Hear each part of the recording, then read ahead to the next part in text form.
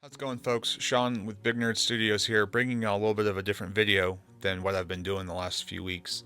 Most of the videos I've been doing, were me playing guitar, doing the Killswitch Engage live react to their new album, This Consequence, and I'll put that right here if y'all want to go check that out.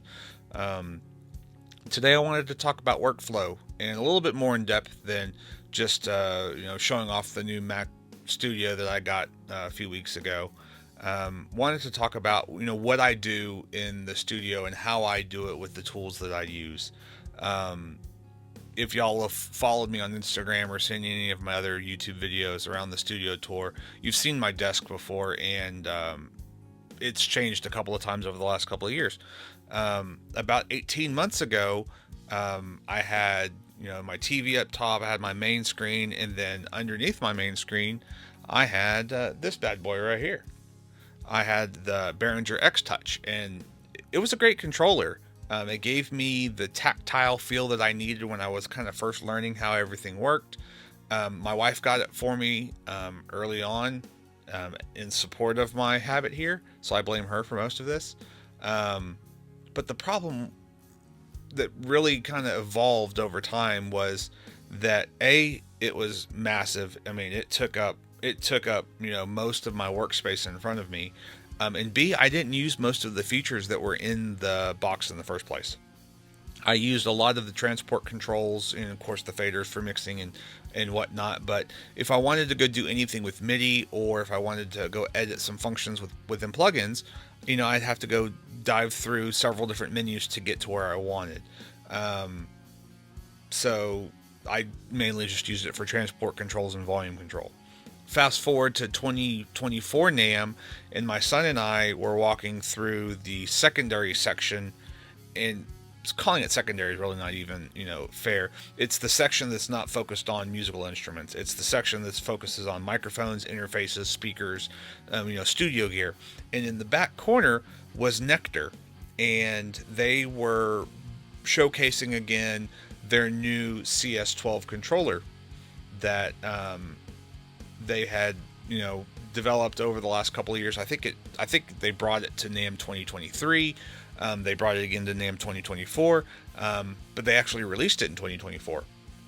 And so this thing blew me away because it was built from the ground up for Logic, which is what I use. Single fader, so I still have the ability to control all of the volume that I want, but it also maps to the individual plugins. So now I have all of the knobs and textile capabilities that I want for editing plugins, not just Logic based plugins, but third party plugins. And it gave me all of the transport controls that I wanted, with one exception, and I didn't catch this when I bought it.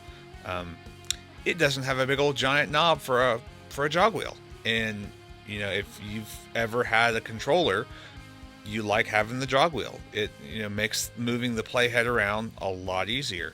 And yes, there are keyboard control buttons for scrubbing and moving things around, but it's not the same. It's not the same. And when I got this, I did yes, you can. In the instructions, it tells you how you can remap the tempo button to be a jog wheel, but again, it's not the same, and you're sacrificing the ability to have tempo control, or if you want to do something else with it. I have mine set up to be a zoom control that's separate from the horizontal zoom, so now I have a horizontal and vertical zoom. So started going around and looking to see if there were any other options for dedicated jog wheels, which there was one that's called the knob control, which is like $400. It's that really nice wooden one, and I'll put a picture up on the screen, but it's the really nice wooden one with the gold knob on it. It's kind of the one that you find on the forums. I also tried looking at this one.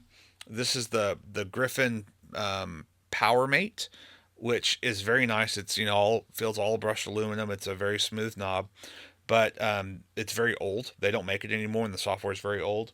There is a developer out there that has some open source software that basically intercepts the knob controls and makes it function like a pseudo virtual Huey controller for a jog wheel, but it doesn't work on the latest version of Mac OS. That developer is looking into it for me, so I may have a couple of options. But I spent time doing research to figure out, okay, what do I want to do with the jog wheel, because it is part of my workflow. And yeah, there are other smaller controllers than the X1 out there that do have the jog wheel. You got your solid state UF1. You've got some of the other ones from, I think they're called Icon. But these are mainly solely for transport, and they don't give you the ingrain control out of the box for plugins and MIDI control that the CS12 does. And then you look at the ones like the Personas that is just transport controls. So, transport controls aren't fun, but it's essential for the workflow. So, um, Q, November, December of 2024, and I find this on Etsy.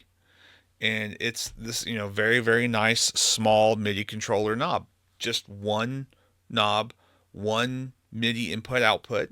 But it's got 20 different presets, and you can control whatever channel you want, whatever CC you want, and it's a very smooth full 360 encoder that just keeps spinning. So I bought it thinking it's MIDI, I can get it to work in Logic. Well, I couldn't. Caveat, I could get it to work one way, but I couldn't get it to work the other. So if I turned it right, it would be a nice smooth playhead move, but if I turned it left, then it went all the way back to the left. So reached out to the developer, Bashware, and dude's been amazing. We've been going back and forth for the last few months now, it seems, and he's the one that brought it to my attention that to really do a proper jog wheel, you need to have a relative encoder that just has +1 and -1. And that's what'll give you the smooth controller. And there was concerns around the amount of memory that was in the Arduino at the time that he didn't feel like he would be able to do the MIDI controller justice. So we agreed upon him developing something that might work for me as a best effort type of scenario, which was fine. I appreciate it. It was my fault. I bought it without fully doing all the research. So that was fully on me.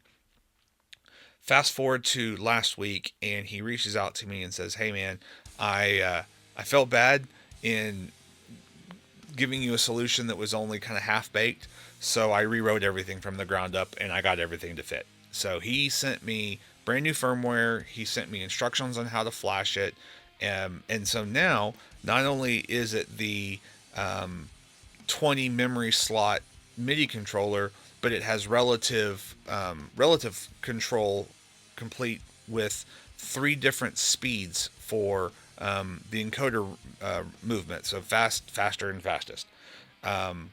What is awesome though is that I got it working. So this is one of the songs I'm working on with my band right now, and as you can see, let's see if I can get it on camera. It's just moving. It's just moving just like it's supposed to. And let me show you all how I got this working. So I came into Logic and I basically set up a new controller. And I told it to use Midi Controller because I wanted the Midi transport functions. So mapped it to the import and the output of this Spark Fun Pro Micro, which is the Arduino controller that's in here.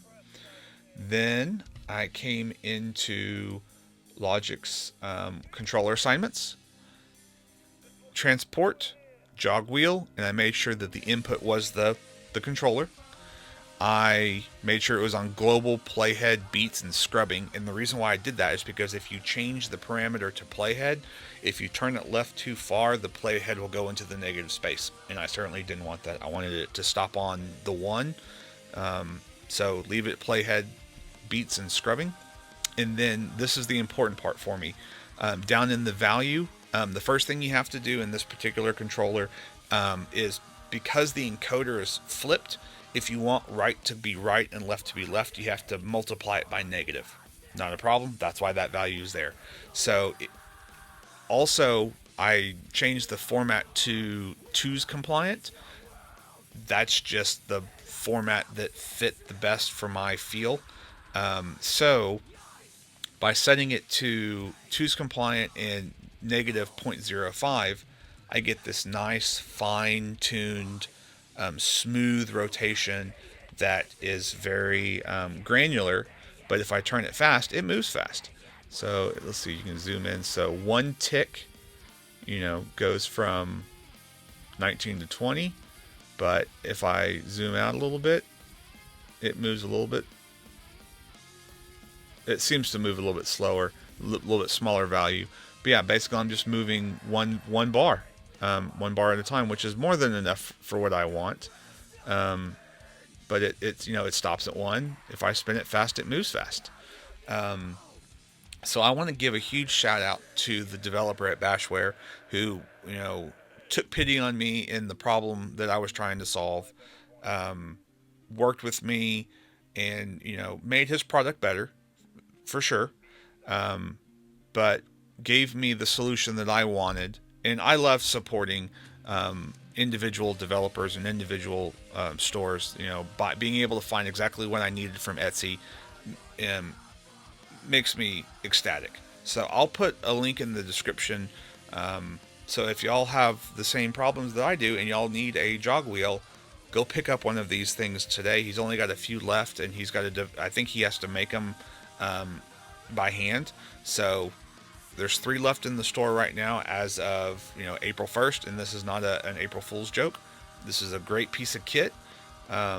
Certainly more affordable than some of the other options out there, and it doesn't take up a ton of space. So again, thank you Bashware for being amazing and providing some world-class customer service. Thank y'all for watching. Make sure y'all hit that like and subscribe button so that way whenever I do bring out more videos around workflow or gear, y'all are updated and notified about these new videos. And I appreciate y'all hanging out with me. Take it easy.